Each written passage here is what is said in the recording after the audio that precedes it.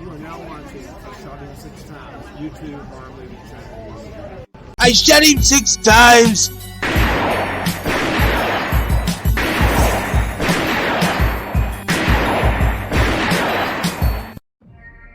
What's going on, horror fanatics? Welcome to I Shot Him 6 Times YouTube horror movie channel. As you know, I'm your host and creator of the channel, Marcus. If you have not done so already, please shoot this video a like. It helps out with the YouTube algorithm a ton. As well as if you're a new viewer to this channel, please shoot that subscribe button as well as that notification icon so you get all the latest content updates to the channel.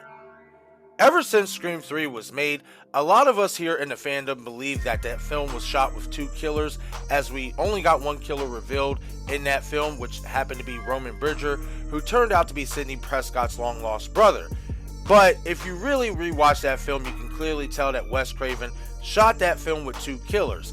And we know for a fact that he did want to have Emily Mortimer's character, Angelina Tyler, be the accomplice to Roman Bridger in that film. However, the studio did not want that, so they canceled that out, which is why we only got 1 killer revealed in the film.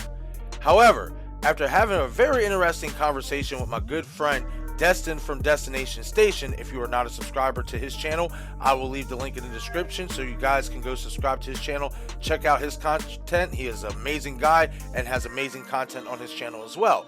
But after having a very interesting conversation with him about Scream 6, leading into Scream 7, basically our way too early predictions for Scream 7, we got on an interesting conversation about Jennifer Jolie, as there were some interesting Easter eggs in Scream 6 about Jennifer Jolie. And after really breaking it down and conversating, we came to the conclusion in our heads that it makes a lot more sense for Jennifer Jolie to be Roman Bridger's accomplice in Scream 3. So, without wasting any more time, I'm going to share with you guys the Easter eggs that we caught in Scream 6 that point to Jennifer Jolie, as well as some clips from Scream 3 and some dialogue from Scream 6 with Gail Weathers' phone call. And then I'm going to chime back in and really break it down as to why I believe, along with Destin, that Jennifer Jolie not only could have been Roman Bridger's accomplice in Scream 3, but might actually be alive. It could potentially be revealed in Scream 7, not Angelina Tyler. The first Easter egg that points to Jennifer Jolie in Scream 6 is this Easter egg here that we get on top of the movie theater entrance, where it seems to say Jennifer Jolie retrospective. Now, this seems to be a film that she may have starred in that was actually playing at that theater at the time that it was open. It is really interesting that radiosilence would put that there. You could say they are just paying homage to the character. However, there's actually multiple Easter eggs here in this film that point to Jennifer Jolie, as the key card that you see Gail use to get into the shrine is very similar to the key card that Jennifer Jolie had for Sunrise Studios. Then, as well as when you get into the shrine, you see this drawing of Jennifer Jolie in her quote-unquote death scene in Scream 3 or Stab 3, whatever you want to refer it to. Now, I'm going to share with you guys some clips from Scream 3, a clip that Destin pointed out in the film from Roman Bridger's death that is really interesting, as well as this clip that I pointed out in Jennifer Jolie's death scene that actually shares some very interesting dialogue, and some dialogue from Scream 6 from Gail Weathers' phone call that all point to Jennifer Jolie, in our opinion, possibly being the one to be Roman Bridger's accomplice, not Angelina Tyler. What's down there? Zombies and aliens. You know what you look like without makeup, Jennifer. Stop pretending I wasn't the best you've ever had. Oh, stop pretending I even remember. Stop pretending!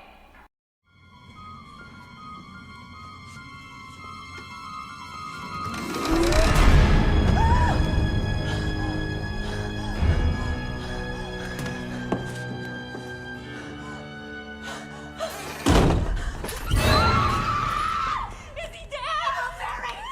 Joey! Gail! Stand back, Gail.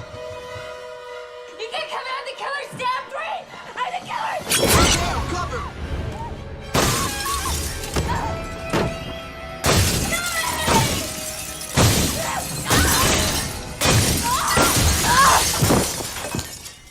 You would have made a good killer, Gail. Sidney never would have made sense. Dewey was the fan favorite, but you cracking under the pressure and turning into Ghostface would have been a great twist. Okay, everyone, So, the first clip that I want to talk about is the clip that Destin pointed out in the film where Roman Bridger fakes his death. What is interesting about this scene when you go back and rewatch it, when you see Gale Weathers find Roman's fake dead body? You see Jennifer Jolie pop out from behind the mannequins. Why is that interesting? Well, if Roman was down there faking his death, wouldn't Jennifer be the one to actually see him, being that she is down there herself? Something to keep in mind. Now, let's move on to the scene where Jennifer Jolie, quote unquote, gets killed. There's a very interesting piece of dialogue in this scene when you go back and rewatch it, where she says, "You cannot kill me. I'm the killer in Stab 3. I'm the killer." This is a complete contradiction from what she said earlier in the film to Gale Weathers when Gale Weathers was at her house, when they came to the conclusion that the killer is killing off everybody in the order that they die in the film. What does she say? She says to Gale Weathers, when Gale asks who dies next, she says, "You do." Why is this a contradiction? Is because she's playing Gale Weathers. So in one instance she's saying that her character dies, but then in the next instance she's saying that her character is actually the killer. Now, why is that interesting? Well, it's interesting because you get that clip that I played for you guys from Ghostface talking to Gale Weathers in Scream 6 about her turning into Ghostface would have been a nice twist. I caught that and I was like, this is very interesting, especially when you mix and match what Jennifer Jolie said in Scream 3 and what this Ghostface said to Gale in Scream 6. Now, another reason why I believe this makes a lot more sense for Jennifer Jolie as well as Destination Station, for Jennifer to be the one to be Roman Bridger's accomplice over Angelina, is actually a couple reasons. The main reason is because they actually had a relationship together. They were involved romantically together. So they have that chemistry, and who's to say what Roman told Jennifer about his life? Who's to say if he revealed anything about who he truly is to her? Another reason why this would make more sense for Jennifer to be his accomplice is because she starred in all 3 Stab films. So she would know everything there is to know about the story of Sidney Prescott, so on and so forth, Maureen Prescott, what have you. And the third reason why it would make a lot more sense for Jennifer to be Roman's accomplice over Angelina Tyler is because Angelina Tyler herself revealed in Scream 3 that she slept with Milton. This, in my opinion, would not sit well with Roman Bridger, being that he hates Milton for what Milton did to Maureen, Roman and Sidney's mother. Another thing I found interesting about Jennifer Jolie's quote-unquote death scene is that when you see Dewey shooting through the mirrors, he's actually shooting through the top of the mirror. And when Jennifer Jolie's body goes through the mirror, it actually looks like she thrusts herself, as there is no Ghostface standing there to push her. Now, you can sit there and say this was an editing mistake. You can sit there and say that maybe Roman had another trapdoor that he so nonchalantly slipped past. I'm not debating that. That could very well be possible. But I just tell you guys, go back and slow it down and really look how Jennifer's body went through that glass. It looks like she threw herself, in my opinion. And as well as her knife wounds. Guys, we have seen it throughout the Scream franchise, especially with these last 2 films, that these people can survive an enormous amount of punishment. And when you look at Jennifer Jolie's stab wounds, which seems to be to the left shoulder area and then also to the stomach, but if you really look at it, it seems kind of lower than that, but I think that was an editing mistake. But the stab to the gut, she could have easily survived those wounds, in my opinion, or it could have just been a fake out on general, for the simple fact, you guys got to keep this in mind as well. These guys are actors in Roman Bridger and Jennifer Jolie. You've seen Roman fake his death, and you've seen the fake blood. You've seen, looks like he had his throat slashed, all that. So it's not impossible to think that maybe Jennifer and Roman put some prosthetics on her with some fake blood, and then obviously faked her death scene in Scream 3.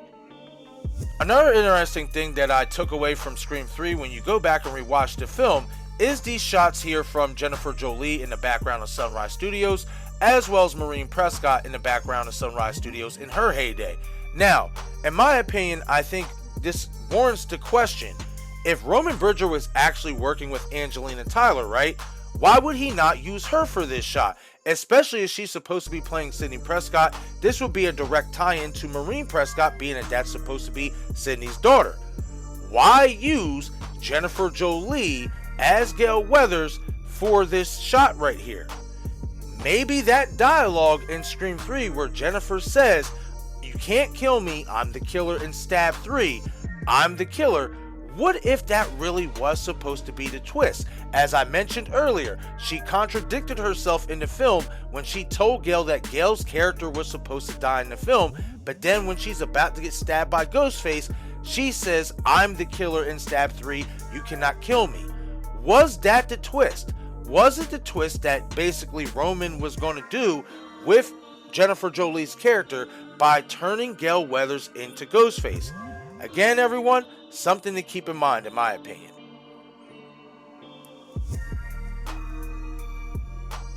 Though I do still think there's a case to be made for Angelina Tyler's character to be revealed as Roman Bridges' accomplice from Scream 3 that might turn up in Scream 7 if the creators decide to go in that direction, I agree with Destination Station that it would make a lot more sense for it to be Jennifer Jolie that is revealed to be Roman Bridges' accomplice from Scream 3 that potentially shows up in Scream 7 and is revealed to be alive.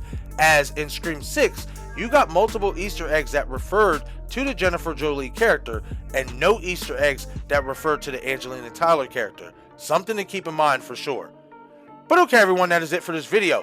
Leave a comment in the comment section below and let me know you guys' thoughts on me and Destin's theory about Jennifer Jolie possibly being revealed to be Roman Bridges' real accomplice from Scream 3 and potentially showing up in Scream 7 if the creators, whoever they turn out to be, decide to go in that direction. Once again, this is I Shot Him 6 Times YouTube horror movie channel. I'm your host and creator of the channel, Marcus. Be sure to follow me on Twitter, Instagram, and Patreon. Thank you all for watching.